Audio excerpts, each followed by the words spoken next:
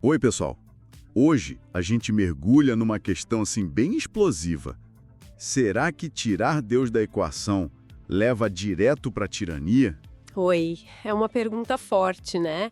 E para explorar isso, a gente tem um material bem interessante hoje. Exato. Uma mistura de ficção científica com a série Raised by Wolves e um debate real e bem quente entre dois irmãos famosos, Christopher Hitchens, o ateu, e Peter Hitchens, o cristão. Isso.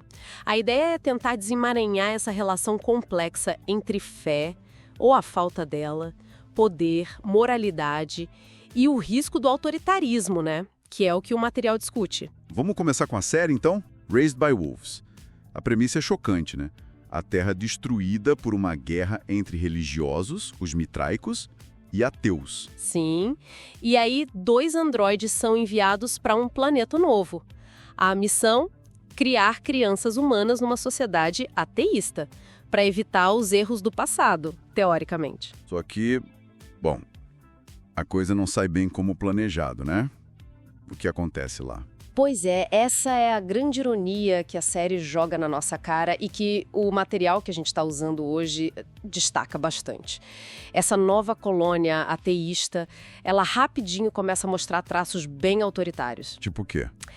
Eles criam bandeiras, uma hierarquia quase militar, regras super rígidas e uma hostilidade, sabe? Uma hostilidade quase dogmática contra qualquer tipo de fé que apareça. Entendi. Então a série meio que provoca, né?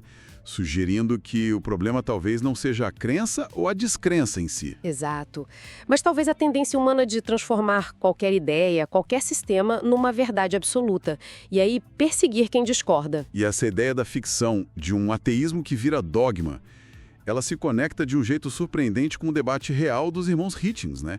Que as nossas fontes trazem. Totalmente. O Peter Hitchens, que era cristão, tinha aquela visão mais clássica, digamos assim. Para ele, sem Deus, a moral simplesmente desaba. A velha história do se Deus não existe, tudo é permitido. E a consequência disso seria A tirania. Ele usava exemplos como Stalin, Mao, Pol Pot, líderes de regimes oficialmente ateus que cometeram atrocidades imensas. Para ele, era a prova cabal. Tá, mas aí entra o irmão dele, o Christopher Hitchens, que é um ateu muito conhecido e ele não deixava barato, né? De jeito nenhum.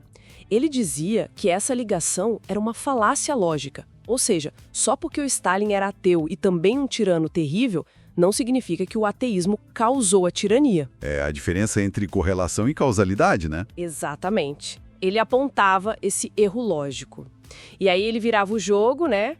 Lembrava da história longa e, vamos combinar, bem sangrenta do autoritarismo e da violência ligadas ao cristianismo como poder institucionalizado. Inquisição, cruzadas... Colonização, apoio a regimes fascistas, a lista é longa, infelizmente. E o que se feria além, né? Ele tinha um argumento sobre esses regimes como o de Stalin. Sim, ele dizia que esses regimes, tipo o stalinismo ou o da Coreia do Norte, não eram, na verdade, exemplos de ateísmo filosófico humanista baseado na razão. Pelo contrário. Eles faziam o quê, então? Eles imitavam, eles copiavam as piores características da religião organizada. Culto cego ao líder, dogmas inquestionáveis, perseguição brutal a quem discordasse, os hereges do sistema. Nossa, faz sentido. Ele até mencionava que o Stalin teve educação religiosa, né? Exato, num seminário. A sugestão do Christopher era que o Stalin só pegou aquele fervor religioso e redirecionou para si mesmo. Criou uma espécie de, teocracia secular. Teocracia secular. Gostei do termo. Um governo que exige devoção total, mas sem um Deus no comando? Isso. E aí o Christopher lançou aquele desafio famoso. Me mostrem uma sociedade que adotou valores seculares, humanistas, tipo inspirados em Lucrécio, Spinoza, Darwin, Russell, e que, por causa desses valores, virou uma tirania. E a resposta foi? Pelo que o material indica, ninguém conseguiu dar um exemplo convincente para esse desafio dele. Isso leva a um ponto central que as fontes exploram bem. A diferença entre ateísmo como ideia e um sistema de poder organizado. Exato. O ateísmo filosófico não é por si só uma doutrina com hierarquia, dogmas oficiais, um Vaticano, sabe? como foi a Igreja Católica por séculos, influenciando impérios, leis. E o material até contrasta isso com a realidade atual, né? Sim, menciona que países com alta secularização hoje, como os nórdicos, Japão, tendem a ser, estatisticamente, menos violentos, mais democráticos. Enquanto, por outro lado, o material aponta que fenômenos como o nacionalismo cristão recente. Isso, que algumas fontes associam a figuras como Bolsonaro ou Trump, esses sim são vistos pelas fontes como trazendo riscos autoritários. O que reforça a ideia de que o perigo está na mistura de qualquer ideologia com o poder absoluto. E a moralidade nisso tudo? O Christopher achava que dava para ser moral sem Deus. Com certeza. Ele defendia que a moralidade pode surgir da razão, da empatia, da experiência humana, da necessidade de viver em sociedade. Não precisa de ordem divina para a gente saber que não é legal fazer mal ao outro, por exemplo. Então, chegando ao ponto central da análise do material, o vilão não é a crença ou a descrença. Parece que não. O grande problema apontado é o poder sem controle, sem fiscalização. Esse sim corrompe. Qualquer sistema.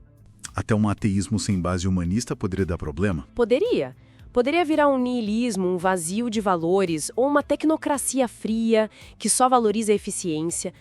Por isso, a inversão que o Christopher propõe é tão impactante. Qual era mesmo? Talvez não seja o ateísmo que tenha que provar que não leva à tirania.